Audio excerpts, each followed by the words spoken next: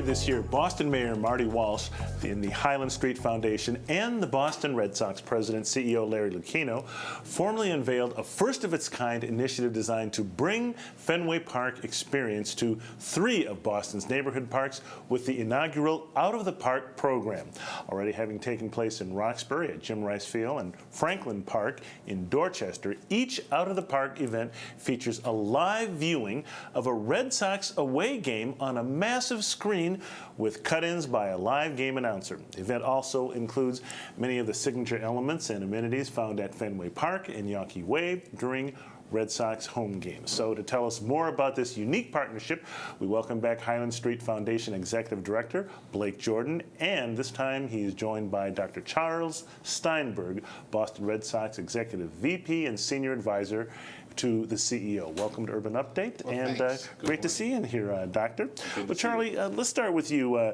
Is this another one of your creative ways to get the Red Sox involved in the community? The extent of my creativity on this one was to be creative enough to say yes to the question that Highland Street Foundation posed, which was very, very kind and generous on their part to animate city parks, to make use of them with families and children, and for us to be able to be a partner. When they went to the mayor and talked about this, we were honored to be the third party in this, where we can create some of the atmosphere that fans feel at the ballpark, because we know that some fans come all the time to Fenway Park. Some only get to come once in a while. Some don't get there. So this is a way to bring the color and the life of Fenway Park, the joy that you feel on Yawkey Way, bring it to a beautiful park. In this case, coming up, it'll be the Boston Common,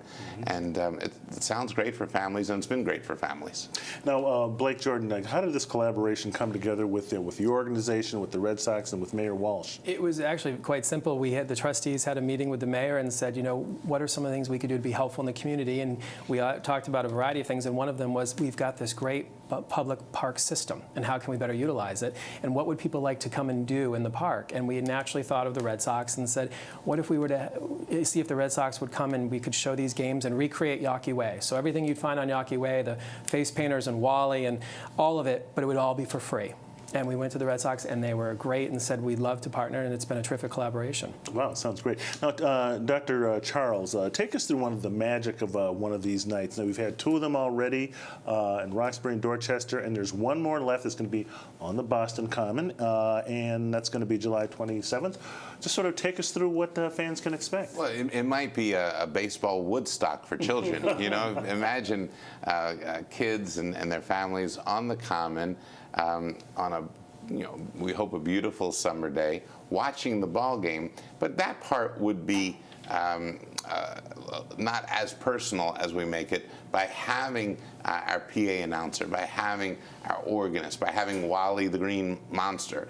And then again, thanks to Highland Street Foundation and the city, you'll have hot dogs, Fenway Franks, you'll have popcorn. So think of it as a picnic in the park. Think of it as a baseball festival for free, thank you. But it's just, it's a way to bring the community together, celebrate the beauty of our city, and to do it while passing the time with our national pastime. Okay. Now, Blake, what kind of reception have you had in the community so far? Have you had 2 of these? Are you hoping to try this again next year if this goes well? We hope so, and it's been great. We did one in Ramsey Field in Roxbury. We had over 700 people. We did one Franklin Park in Dorchester. We had nearly 1,000. So I think, as Dr. Charles says, we're going to have thousands, I expect, on the Boston Common on July 27th. Wow. What is it about sports, and in this case, the Red Sox, that that just kind of brings communities together? I love that it fosters intergenerational communication.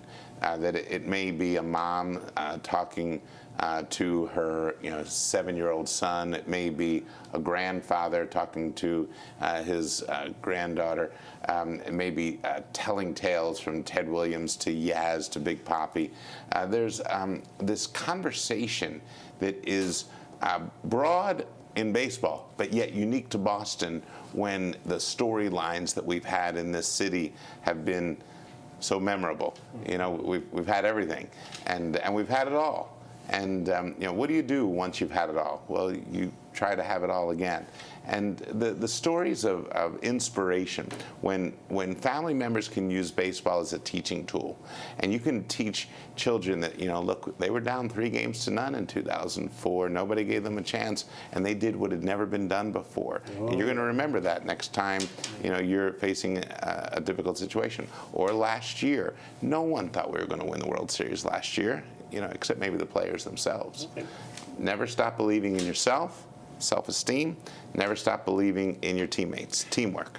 Blake, I'll give you the last word here real quickly. I guess, how does this fit in with the Heritage Foundation, the Highland Street Foundation's mission? I think it's just another example of their interest and concern of creating access and opportunity for all, and this is a great way to do that. Okay, July 27th on the Boston Common, correct? Yes, sir. Okay, and do you have any questions?